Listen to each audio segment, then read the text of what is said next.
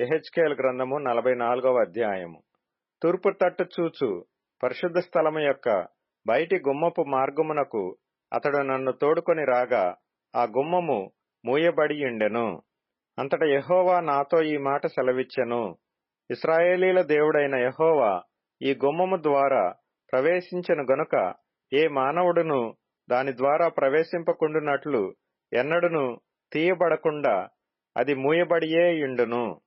అధిపతియగువాడు తన ఆధిపత్యమును బట్టి యెహోవా సన్నిధిని ఆహారము భుజించున్నప్పుడు అతడచ్చట కూర్చుండును. అతడైతే మంటప మార్గముగా ప్రవేశించి మంటప మార్గముగా బయటికి పోవలెను. అతడు ఉత్తరపు గుమ్మము మార్గముగా మందిరము ఎదుటికి నన్ను తోడుకొని వచ్చెను. అంతలో యెహోవా తేజో మహిమతో యెహోవా మందిరము నిండియుండుట చూచి నేను సాగిలపడగా యెహోవా నాకు సెలవిచ్చినదేమనగా, నరపుత్రుడా, యెహోవా మందిరమును గూర్చిన కట్టడలన్నిటినీ విధులన్నిటినీ నేను నీకు తెలియజేయుచున్నాను. నీవు మనస్సు నిలుపుకొని ఆ సంగతులన్నిటినీ చూచి చెవినిబెట్టుము. మరియు పరిశుద్ధ స్థలములో నుండి పోవు మార్గములన్నిటి ద్వారా మందిరము లోపలికి వచ్చుటను గూర్చి యోచించుము. తిరుగుబాటు చేయు ఇశ్రాయేలీలకు ఈ మాట ప్రకటింపుము. ప్రభువైన యెహోవా సెలవిచ్చినదేమనగా, ఇశ్రాయేలీలారా, ఇదివరకు మీరు చేసిన హేయక్రియలన్నీ చాలును. ఆహారమును, క్రొవ్వును, రక్తమును మీరు నాకర్పించున్నప్పుడు నా పరిశుద్ధ స్థలములో ఉండి దానిని అపవిత్రపరచునట్లు హృదయమందును శరీరమందును సున్నతి లేని అన్యులను దానిలోనికి మీరు తోడుకొని రాగా వారు మీ హేయక్రియలన్నిటినీ ఆధారము చేసుకొని నా నిబంధనను భంగపరచిరి. నేను మీకాజ్ఞాపించిన నా పరిశుద్ధమైన వస్తువులను మీరు కాపాడక వారు కాపాడవలెనని మీకు మారుగా అన్యులను ఉంచితిరి. కాబట్టి ప్రభువైన యెహోవా సెలవిచ్చినదేమనగా, హృదయమందును శరీరమందును సున్నతి లేని అన్యులై ఉండి ఇశ్రాయేలీల మధ్య నివసించు వారిలో ఎవడనూ నా పరిశుద్ధ స్థలములో ప్రవేశింపకూడదు. మరియు ఇశ్రాయేలీలు నన్ను విసర్జించి తమ విగ్రహములను అనుసరింపగా వారితో కూడా నన్ను విసర్జించిన లేవీయులు తమ దోషమును భరించుదురు. అయినను వారు నా పరిశుద్ధ స్థలములో పరిచర్య చేయువారు. నా మందిరమునకు ద్వారపాలకులై మందిర పరిచర్య జరిగించువారు. ప్రజలకు బదులుగా వారే దహనబలి పశువులను బలి పశువులను వధించువారు. పరిచర్య చేయుటకై వారే జనుల సమక్షమున నియమింపబడిన వారు. విగ్రహముల ఎదుట జనులకు పరిచారకులై ఇశ్రాయేలీలు తొట్రిల్లి పాపము చేయుటకు వారు కారకులైరి. గనుక నేను వారికి విరోధినైతిని. వారు తమ దోషమును భరించుదురు. ఇదే ప్రభువైన యెహోవా వాక్కు. తమ అవమానమును తాము చేసిన హేయక్రియలకు రావలసిన శిక్షను వారు అనుభవించుదురు. వారు యాజకత్వము జరిగించుటకై నా సన్నిధికి రాకూడదు. పరిశుద్ధ వస్తువులను గాని అతి పరిశుద్ధ వస్తువులను గాని ముట్టకూడదు. అయితే నా మందిర సంబంధమైన పని అంతటిని దానిలో జరుగు పనులన్నిటినీ విచారించుచు దానిని కాపాడు వారినిగా నేను వారిని నియమించుచున్నాను.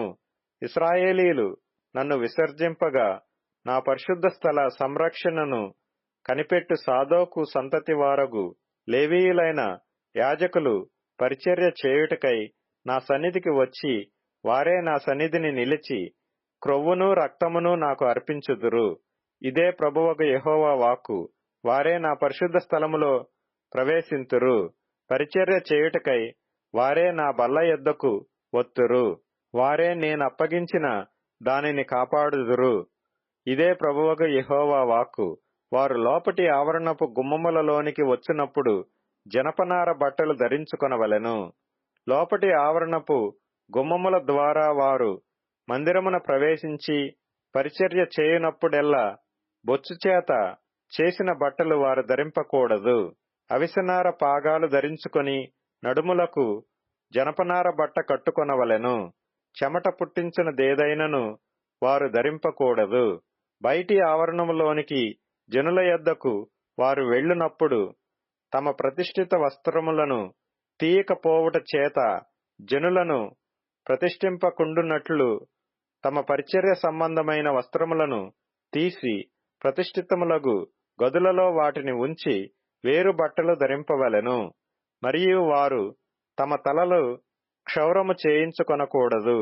తల వెంట్రుకలు పెరుగనీయక కత్తెరతో మాత్రము వాటిని కత్తిరింపవలెను. లోపటి ఆవరణములో చొచ్చునప్పుడు ఏ యాజకుడును ద్రాక్షారసము పానము చేయకూడదు.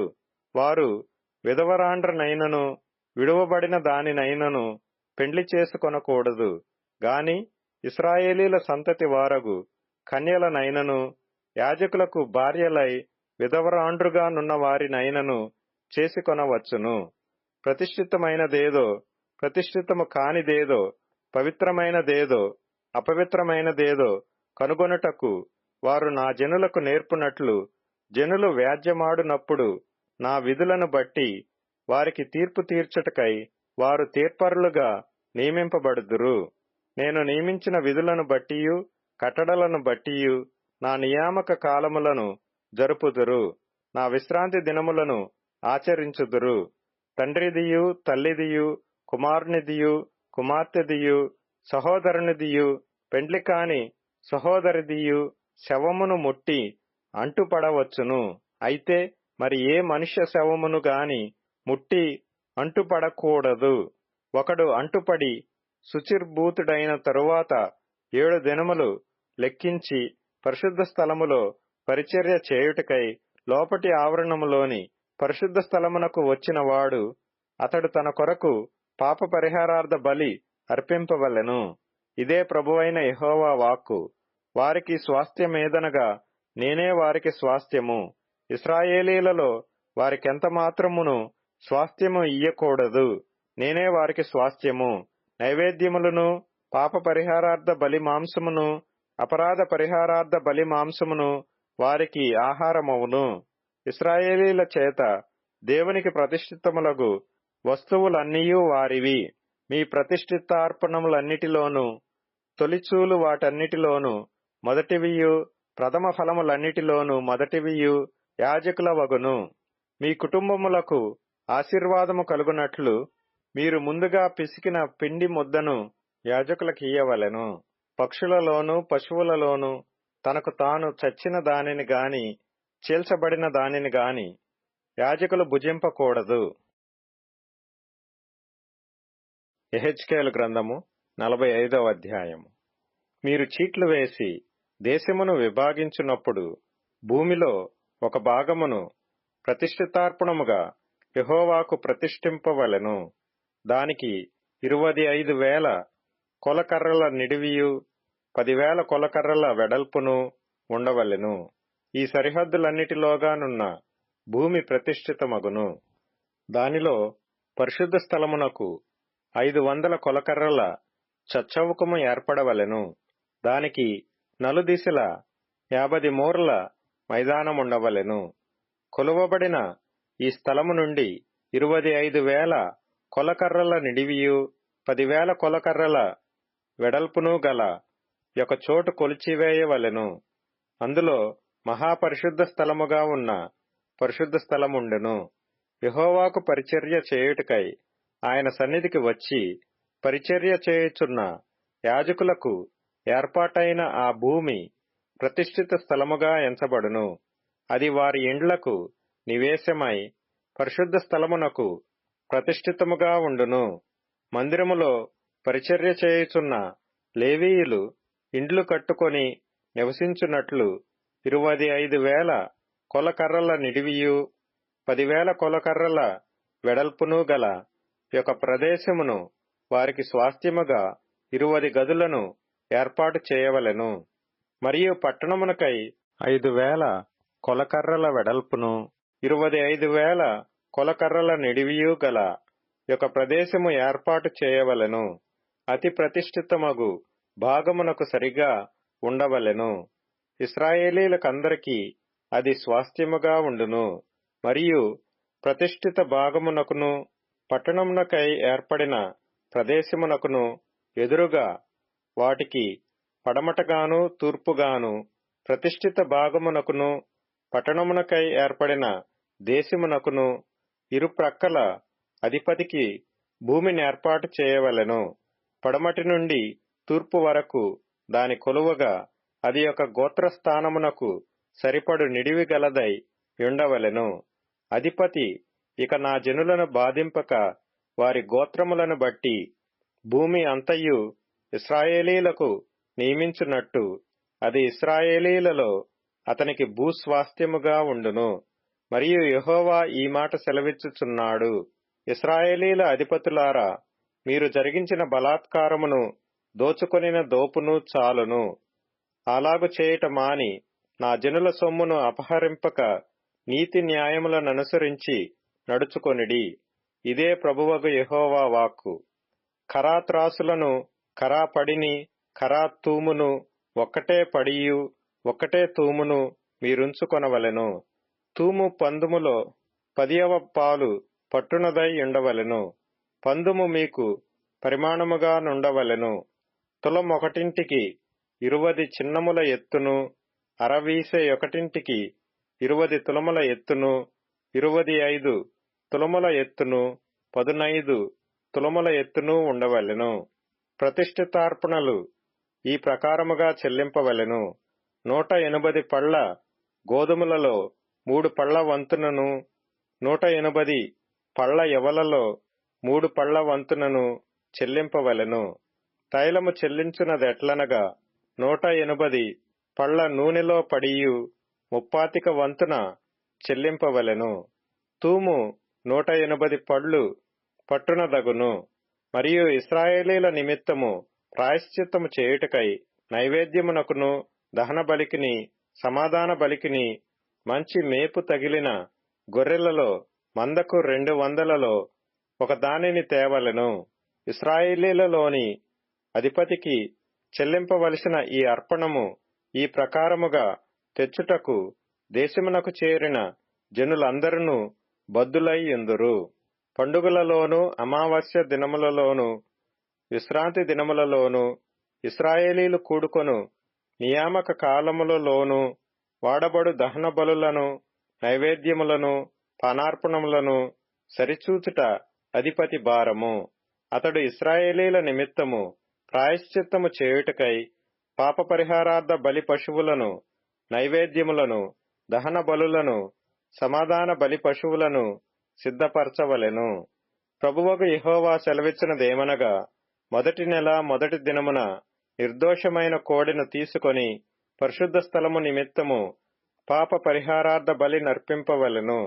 ఎట్లనగా యాజకుడు పాప పరిహారార్థ బలి పశు రక్తము కొంచెము తీసి మందిరపు ద్వారబంధముల మీదను, బలిపీఠపు చూరు 4 మూలల మీదను, లోపటి ఆవరణపు వాకిటి ద్వారబంధముల మీదను ప్రోక్షింపవలెను. తెలియక తప్పిపోయిన వారిని విడిపించున్నట్లుగా మందిరమునకు ప్రాయశ్చిత్తము చేయుటకై నెల 7వ దినమందు అలాగు చేయవలెను. మొదటి నెల 14వ దినమున పస్కా పండుగ ఆచరింపవలెను. 7 దినములు దానినాచరింపవలెను. అందులో పులియని ఆహారము తినవలెను. ఆ దినమున అధిపతి తనకును దేశమునకు చేరిన జనులందరికిని పాప పరిహారార్థ బలిగా ఒక ఎద్దును అర్పింపవలెను. మరియు 7 దినములు అతడు నిర్దోషమైన 7 ఎడ్లను 7 పొట్టేళ్లను తీసుకొని దినము ఒకటింటికి ఒక ఎద్దును ఒక పొట్టేలును దహన బలిగా యెహోవాకు అర్పింపవలెను. మరియు అనుదినము ఒక్కొక్క మేక పిల్లను పాప పరిహారార్థ బలిగా అర్పింపవలెను. మరియు ఎద్దొకటింటికిని పొట్టేలొకటింటికిని తూము పిండి పట్టిన నైవేద్యము చేయవలెను. తూము ఒకటింటికి 3 పళ్ల నూనె ఉండవలెను. మరియు 7వ నెల 15వ దినమున పండుగ జరుగుచుండగా యాజకుడు 7 దినములు పండుగ ఆచరించుచు పాప పరిహారార్థ బలి విషయములోను, దహన బలి విషయములోను, నైవేద్య విషయములోను, నూనె విషయములోను ఆ ప్రకారముగానే చేయవలెను. యెహెజ్కేలు గ్రంథము 46వ అధ్యాయము. ప్రభువైన యెహోవా సెలవిచ్చినదేమనగా, తూర్పు తట్టు చూచు లోపటి ఆవరణపు గుమ్మము పనిచేయు 6 దినములు మూయబడి యుండి విశ్రాంతి దినమునను అమావాస్య దినమునను తీయబడి ఉండవలెను. అధిపతి బయట మంటపమునకు పోవు మార్గముగా ప్రవేశించి గుమ్మపు ద్వార బంధముల దగ్గర నిలువబడగా యాజకులు దహనబలి పశువులను సమాధాన బలి పశువులను అతనికి సిద్ధపరచవలెను. అతడు గుమ్మము దగ్గర నిలువబడి ఆరాధన చేసిన తరువాత వెలుపలికి పోవును. అయితే సాయంకాలము కాక మునుపే గుమ్మము మూయకూడదు. మరియు విశ్రాంతి దినములలోను అమావాస్యలలోను దేశ జనులు ఆ తలుపు దగ్గర నిలువబడి యెహోవాకు ఆరాధన చేయవలెను. విశ్రాంతి దినమున అధిపతి యెహోవాకు అర్పింపవలసిన దహనబలి ఏదనగా నిర్దోషమైన 6 గొర్రెపిల్లలను, నిర్దోషమైన ఒక పొట్టేలును. పొట్టేలుతో తూమెడు పిండిగల నైవేద్యము చేయవలెను. గొర్రెపిల్లలతో కూడా శక్తి కొలది నైవేద్యమును, తూము ఒకటింటికి 3 పళ్ల నూనెయు తేవలెను. అమావాస్య నాడు నిర్దోషమైన చిన్న కోడెను, నిర్దోషమైన 6 గొర్రె పిల్లలను, నిర్దోషమైన ఒక పొట్టేలును అర్పింపవలెను. నైవేద్యమును సిద్ధపరచవలెను. ఎద్దుతోనూ పొట్టేలుతోనూ తూమెడు పిండిని, గొర్రెపిల్లలతో శక్తి కొలది పిండిని అర్పింపవలెను. తూము ఒకటింటికి 3 పళ్ల నూనె నైవేద్యము చేయవలెను.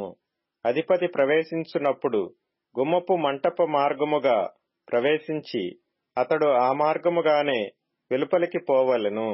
అయితే దేశ జనులు నియామక కాలముల యందు యెహోవా సన్నిధిని ఆరాధన చేయుటకై వచ్చునప్పుడు ఉత్తరపు గుమ్మపు మార్గముగా వచ్చిన వారు దక్షిణపు గుమ్మపు మార్గముగా వెళ్లవలెను.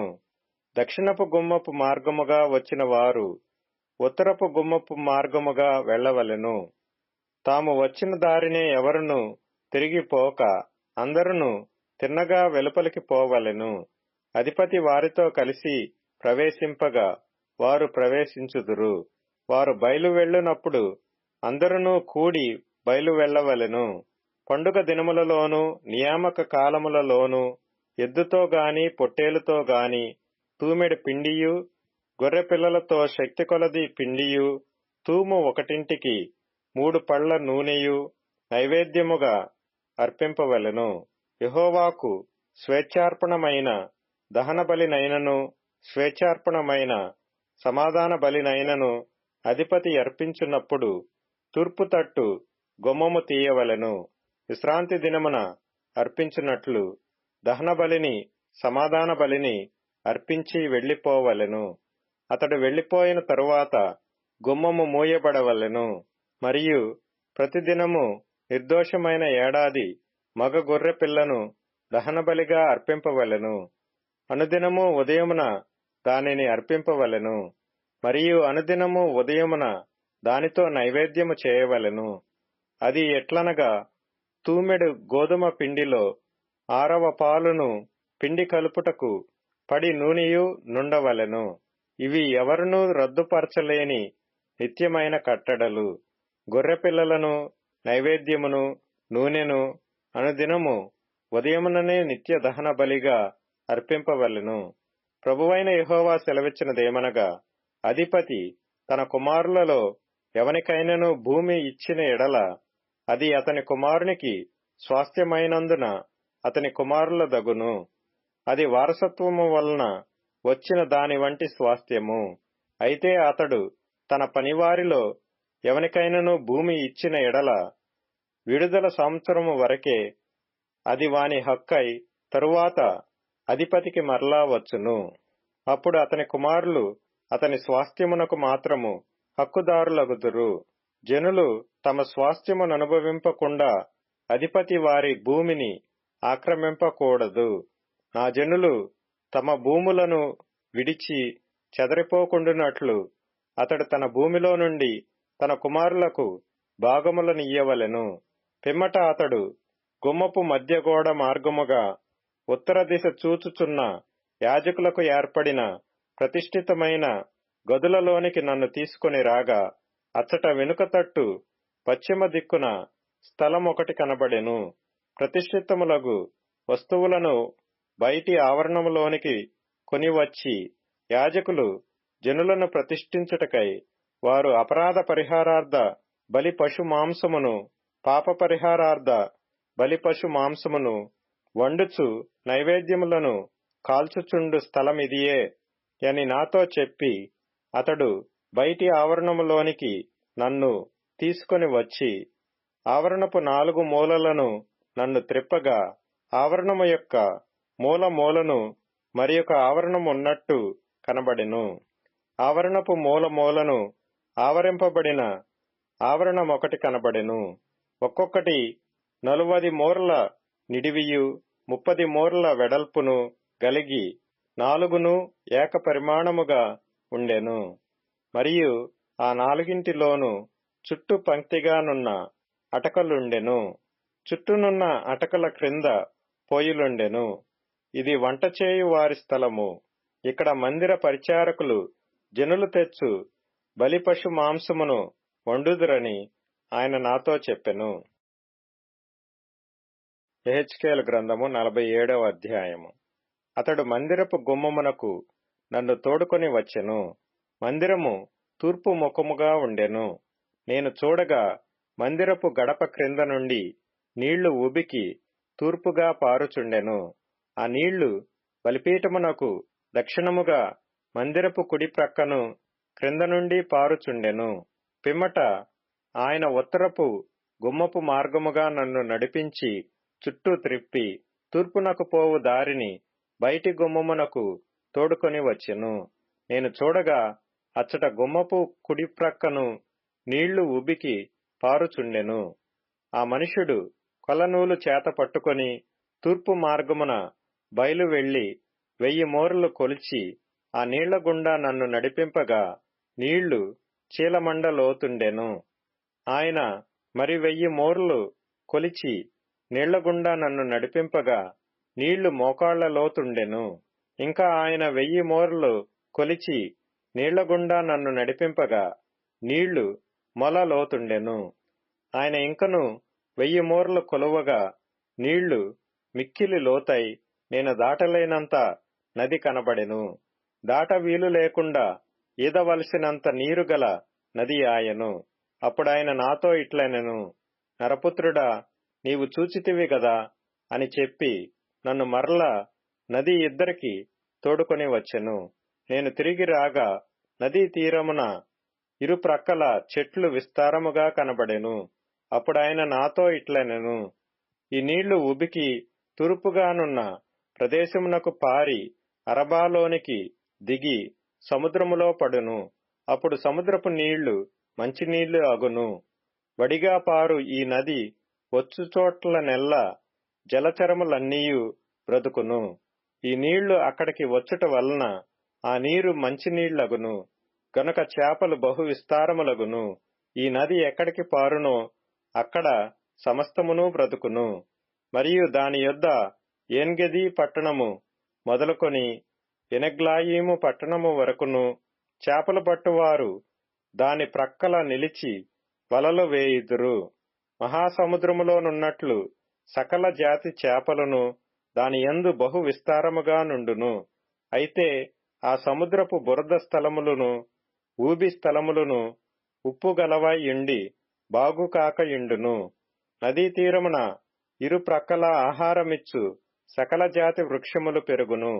వాటి ఆకులు వాడిపోవు, వాటి కాయలు ఎప్పటికినీ రాలవు. ఈ నది నీరు పరిశుద్ధ స్థలములో నుండి పారుచున్నది గనుక ఆ చెట్లు నెల నెలకు కాయలు కాయును. వాటి పండ్లు ఆహారమునకును వాటి ఆకులు ఔషధమునకును వినియోగించును. ప్రభువైన యెహోవా సెలవిచ్చినదేమనగా, సరిహద్దులను బట్టి ఇశ్రాయేలీల 12 గోత్రముల ప్రకారము మీరు స్వాస్థ్యముగా పంచుకొనవలసిన భూమి ఇది. యోసేపు సంతతికి 2 భాగములు ఇయ్యవలెను. నేను ప్రమాణము చేసి మీ పితరులకు ఈ దేశము ఇచ్చితిని గనుక ఏమీయూ భేదము లేకుండా మీలో ప్రతివాడును దానిలో స్వాస్థ్యము నొందును. ఈలాగున అది మీకు స్వాస్థ్యమగును. ఉత్తర దిక్కున సెదాదునకు పోవు మార్గమున మహాసముద్రము మొదలుకొని హెత్లోను వరకు దేశమునకు సరిహద్దు.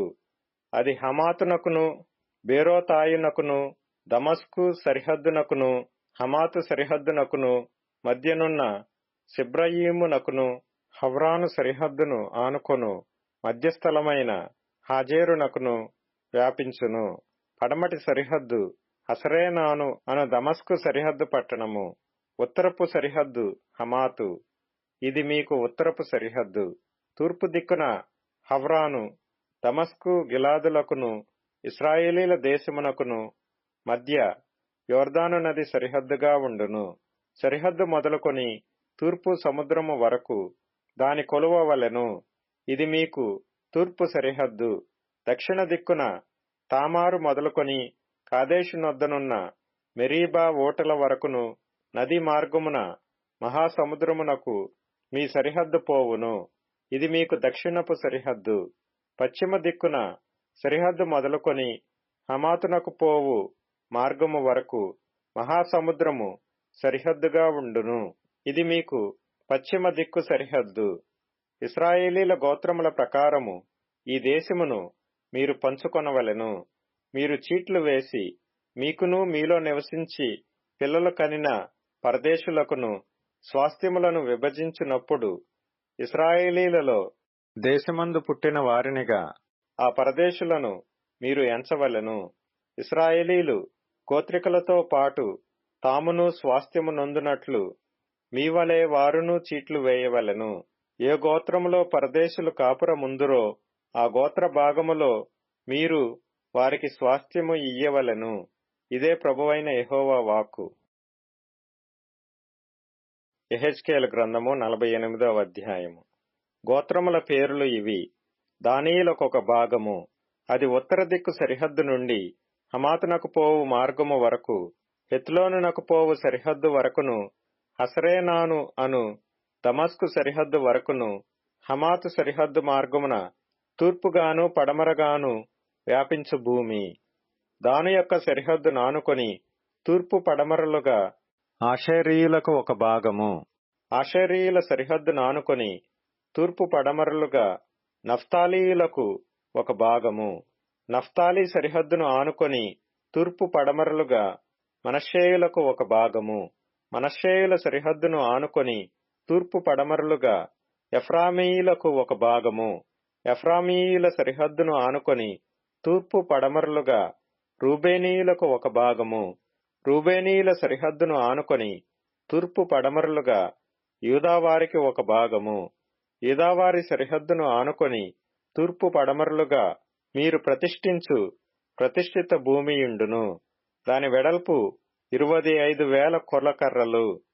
దాని నిడివి తూర్పు నుండి పడమర వరకు తక్కిన భాగము నిడివి వలనే యుండును. పరిశుద్ధ స్థలము దాని మధ్య ఉండవలెను. యెహోవాకు మీరు ప్రతిష్ఠించు ప్రదేశము 25,000 కొలకర్రల నిడివియు 10,000 కొలకర్రల వెడల్పునై ఉండవలెను. ఈ ప్రతిష్ఠిత భూమి యాజకులదగును. అది ఉత్తర దిక్కున 25,000 కొలకర్రల నిడివియు పడమటి దిక్కున 10,000 కొలకర్రల వెడల్పును తూర్పు దిక్కున 10,000 కొలకర్రల వెడల్పును దక్షిణ దిక్కున 25,000 కొలకర్రల నిడివియు ఉండవలెను. యెహోవా పరిశుద్ధ స్థలము దాని మధ్య ఉండును. ఇది సాదోకు సంతతి వారై నాకు ప్రతిష్ఠింపబడి నేను వారికి అప్పగించిన దానిని కాపాడు యాజకులదగును. యాలయనగా ఇశ్రాయేలీలు నన్ను విడిచిపోగా మిగిలిన లేవీయులు విడిచిపోయినట్లే వారు నన్ను విడిచిపోలేదు. ప్రతిష్ఠిత భూమి యందు లేవీయుల సరిహద్దు దగ్గర వారికొక చోటు ఏర్పాటగును. అది అతి పరిశుద్ధముగా ఎంచబడును. యాజకుల సరిహద్దును ఆనుకొని లేవీయులకొక చోటు నేర్పాటు చేయవలెను. అది 25,000 కొలకర్రల నిడివియు 10,000 కొలకర్రల వెడల్పునై యుండును. దాని నిడివి అంతయు 25,000 కొలకర్రలను వెడల్పంతయు 10,000 కొలకర్రలను ఉండును. అది యెహోవాకు ప్రతిష్ఠితమైన భూమి గనుక దానిలో ఏ మాత్రపు భాగమైనను వారు అమ్మకూడదు, బదులుగా ఇయ్యకూడదు. ఆ భూమి యొక్క ప్రథమ ఫలములను ఇతరులను అనుభవింపనీయకూడదు. 25,000 కొలకర్రల భూమిని ఆనుకొని వెడల్పున మిగిలిన 5,000 కొలకర్రలు గల చోటు గ్రామ కంఠముగా ఏర్పరచబడినదై పట్టణములోని నివేశములకును మైదానములకును అక్కరకు వచ్చును. దాని మధ్య పట్టణము కట్టబడును. దాని పరిమాణ వివరమేదనగా ఉత్తర దిక్కున 4,500 కొలకర్రలు, దక్షిణ దిక్కున 4,500 కొలకర్రలు, తూర్పు దిక్కున 4,500 కొలకర్రలు, పడమటి దిక్కున 4,500 కొలకర్రలు. పట్టణమునకు చేరిన ఖాళీ స్థలము ఉత్తరపు తట్టున 250 కొలకర్రలు, దక్షిణపు తట్టున 250 కొలకర్రలు, తూర్పు తట్టున 250 కొలకర్రలు, పడమటి తట్టున 250 కొలకర్రలు ఉండవలెను. ప్రతిష్ఠిత భూమిని ఆనుకొని మిగిలిన భూమి ఫలము పట్టణములో కష్టము చేత జీవించు వారికి ఆధారముగా ఉండును. అది ప్రతిష్ఠిత భూమిని యానుకొని తూర్పు తట్టున 10,000 కొలకర్రలను, పడమటి తట్టున 10,000 కొలకర్రలను ఉండును. ఏ గోత్రపు వారైనను పట్టణములో కష్టము చేసి జీవించువారు దానిని సాగుబడి చేయుదురు. ప్రతిష్ఠిత భూమి అంతయు 25,000 కొలకర్రల చచ్చౌకముగా ఉండును. దానిలో 4వ భాగము పట్టణమునకు ఏర్పాటు చేయవలెను. ప్రతిష్ఠిత స్థానమునకును పట్టణమునకు ఏర్పాటు చేయబడిన భాగమునకును ఇరు ప్రక్కలనున్న భూమిని అనగా తూర్పు దిశను ప్రతిష్ఠిత స్థానముగా ఏర్పడిన 25,000 కొలకర్రలను, పడమటి దిశను గోత్రస్థానములుగా ఏర్పడిన 25,000 కొలకర్రలను గల భూమిని యానుకొను స్థానము అధిపతి దగును. ప్రతిష్ఠిత స్థానమును మందిరమునకు ప్రతిష్ఠింపబడిన దానికి మధ్యగా ఉండును. యూదావారి సరిహద్దునకును బెన్యామీనీల సరిహద్దునకును మధ్యగానున్న లేవీల స్వాస్థ్యమును పట్టణమునకు ఏర్పాటైన స్థానమును ఆనుకొను భూమిలో అధిపతి భూమికి లోగా ఉన్నది అధిపతి దగును. తూర్పు నుండి పడమటి వరకు కొలువుగా మిగిలిన గోత్రములకు భాగములు ఏర్పాటగును. బెన్యామీనీలకు ఒక భాగము, బెన్యామీనీల సరిహద్దును ఆనుకొని షిమ్యోనీయులకు ఒక భాగము, షిమ్యోనీయుల సరిహద్దును ఆనుకొని తూర్పు పడమరలుగా ఇస్సాకారీయులకు ఒక భాగము, ఇస్సాకారీయుల సరిహద్దును ఆనుకొని తూర్పు పడమరలుగా జెబూలూనీయులకు ఒక భాగము, జెబూలూనీయుల సరిహద్దును ఆనుకొని తూర్పు పడమరలుగా గాదీయులకు ఒక భాగము, దక్షిణ దిక్కున తామారు నుండి కాదేశులోనున్న మెరీబా ఓటల వరకు నది వెంబడి మహాసముద్రము వరకు గాదీయులకు సరిహద్దు ఏర్పడును. మీరు చీట్లు వేసి ఇశ్రాయేలీల గోత్రములకు విభాగింపవలసిన దేశము ఇదే. వారి వారి భాగములు ఇవే. ఇదే యెహోవా ఇచ్చిన ఆజ్ఞ. పట్టణ స్థాన వైశాల్యత ఎంతనగా ఉత్తరమున 4,500 కొలకర్రల పరిమాణము. ఇశ్రాయేలీల గోత్రపు పేళ్లను బట్టి పట్టణపు గుమ్మములకు పేళ్లు పెట్టవలెను. ఉత్తరపు తట్టున రూబేనుదనియు, యూదాదనియు, లేవీదనియు 3 గుమ్మములుండవలెను. తూర్పు తట్టు 4,500 కొలకర్రల పరిమాణము గలది. ఆ తట్టున యోసేపుదనియు, బెన్యామీనుదనియు, దానుదనియు 3 గుమ్మములుండవలెను. దక్షిణపు తట్టు 4,500 కొలకర్రల పరిమాణము గలది.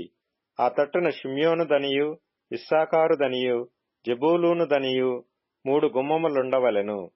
పడమటి తట్టు 4,500 కొలకర్రల పరిమాణము గలది. ఆ తట్టున గాదుదనియు, ఆషేరుదనియు, నఫ్తాలీదనియు 3 గుమ్మములుండవలెను. దాని కైవారము 18,000 కొలకర్రల పరిమాణము. యెహోవాయుండు స్థలమని నాట నుండి ఆ పట్టణమునకు పేరు. సామెతల గ్రంథం 18వ అధ్యాయం. వేరుండగోరువాడు స్వేచ్ఛానుసారముగా నడుచువాడు, అట్టివాడు లెస్సైన జ్ఞానమునకు విరోధి. బుద్ధిహీనుడు వివేచనయందు సంతోషింపక తని అభిప్రాయములను బయలుపరుచుటయందు సంతోషించును. భక్తిహీనుడు రాగానే తిరస్కారము వచ్చును, అవమానము రాగానే నింద వచ్చును. మనుష్యుని నోటి మాటలు లోతు నీటి వంటివి, అవి నదీ ప్రవాహము వంటివి, జ్ఞానపు ఊట వంటివి. తీర్పు తీర్చుటలో భక్తిహీనుల ఎడల పక్షపాతము చూపుటయు నీతిమంతులకు న్యాయము తప్పించుటయు క్రమము కాదు. బుద్ధిహీనుని పెదవులు కలహమునకు సిద్ధముగానున్నవి. దెబ్బలు కావలనని వాడు కేకలు వేయును. బుద్ధిహీనుని నోరు వానికి నాశనము తెచ్చును. వాని పెదవులు వాని ప్రాణమునకు ఉరి తెచ్చును. కొండెగాని మాటలు రుచిగల భోజ్యములు, అవి లోకడుపులోనికి దిగిపోవును. పనిలో జాగు చేయువాడు నష్టము చేయువానికి సోదరుడు. యెహోవా నామము బలమైన దుర్గము, నీతిమంతుడు అందులోనికి పరిగెత్తి సురక్షితముగా నుండును. ధనవంతునికి వాని ఆస్తి ఆశ్రయ పట్టణం, వాని దృష్టికి అది ఎత్తైన ప్రాకారము. ఆపత్తు రాకమునుపు నరుని హృదయము అతిశయపడును. ఘనతకు ముందు వినయముండును. సంగతి వినకముందు ప్రత్యుత్తరమిచ్చువాడు తన మూఢతను బయలుపరిచి సిగ్గునందును. నరుని ఆత్మ వాని వ్యాధి నోర్చును. నలిగిన హృదయమును ఎవడు సహింపగలడు? జ్ఞానుల చెవి తెలివిని వెదుకును. వివేకము గల మనస్సు తెలివిని సంపాదించును. ఒకడు ఇచ్చు కానుక వానికి వీలు కలగచేయును. అది గొప్పవారి ఎదుటికి వానిని రప్పించును. వ్యాజ్యమందు వాది పక్షము న్యాయముగా కనబడును. అయితే ఎదుటివాడు వచ్చిన మీదట వాని సంగతి తేటపడును. చీట్లు వేయుట చేత వివాదములు మానును. అది పరాక్రమశాలులను సమాధానపరచును.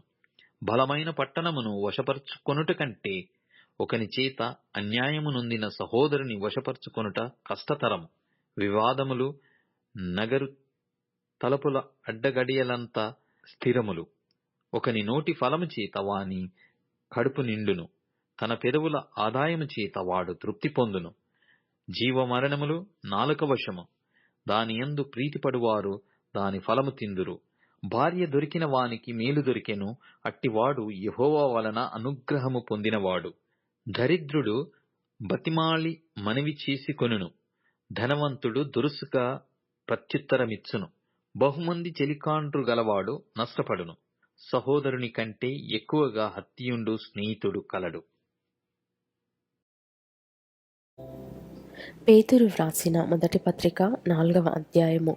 క్రీస్తు శరీరమందు శ్రమపడెను గనుక మీరును అట్టి మనస్సును ఆయుధముగా ధరించుకొనుడి.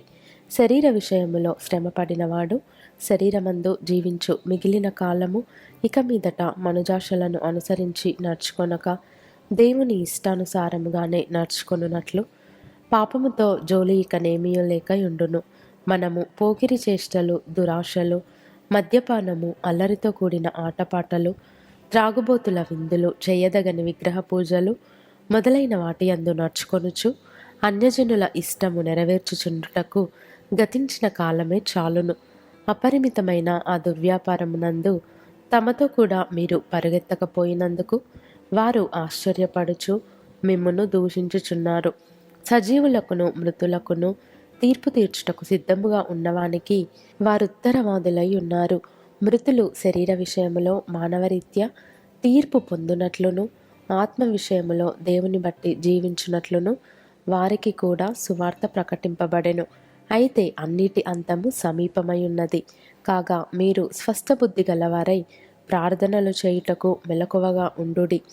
ప్రేమ అనేక పాపములను కప్పును గనుక అన్నిటికంటే ముఖ్యముగా ఒకని ఎడల ఒకడు మిక్కటమైన ప్రేమ గలవారై ఉండుడి. సనుగు కొనకుండా ఒకనికి ఒకడు ఆతిథ్యము చేయుడి. దేవుని నానా విధమైన కృప విషయమై మంచి గృహ నిర్వాహకులై ఉండి ఒక్కొక్కడు కృపావరము పొందిన కొలది ఒకనికొకడు ఉపచారము చేయుడి. ఒకడు బోధించిన ఎడల దైవోక్తులను బోధించినట్టు బోధింపవలెను. ఒకడు ఉపచారము చేసిన ఎడల దేవుడు అనుగ్రహించు సామర్థ్యము నొంది చేయవలెను. ఇందువలన దేవుడు అన్నిటిలోనూ యేసుక్రీస్తు ద్వారా మహిమపరచబడును. యుగయుగములు మహిమయు ప్రభావమును ఆయనకుండునుగాక. ఆమేన్. ప్రియులారా, మిమ్మును శోధించుటకు మీకు కలుగుచున్న అగ్ని వంటి మహాశ్రమను గూర్చి మీకేదో ఒక వింత సంభవించినట్లు ఆశ్చర్యపడకుడి. క్రీస్తు మహిమ బయలుపరచబడినప్పుడు మీరు మహానందముతో సంతోషించు నిమిత్తము క్రీస్తు శ్రమలలో మీరు పాలివారై ఉన్నంతగా సంతోషించుడి. క్రీస్తు నామము నిమిత్తము మీరు నింద పాలైన ఎడల మహిమ స్వరూపి అయిన ఆత్మ అనగా దేవుని ఆత్మ మీ మీద నిల్చుచున్నాడు కనుక మీరు ధన్యులు. మీలో ఎవడును నరహంతకుడుగా గాని, దొంగగా గాని, దుర్మార్గుడుగా గాని, పరుల జోలికి పోవువాడుగా గాని బాధ అనుభవింప తగదు. ఎవడైనను క్రైస్తవుడైనందుకు బాధ అనుభవించిన ఎడల అతడు సిగ్గుపడక ఆ పేరును బట్టియే దేవుని మహిమపరచవలెను. తీర్పు దేవుని ఇంటి యొద్ద ఆరంభమగు కాలము వచ్చి ఉన్నది. అది మన యొద్దనే ఆరంభమైతే దేవుని సువార్తకు అవిధేయులైన వారి గతి ఏమవును? మరియు నీతిమంతుడే రక్షింపబడుట దుర్లభమైతే భక్తిహీనుడును పాపియు ఎక్కడ నిలుతురు?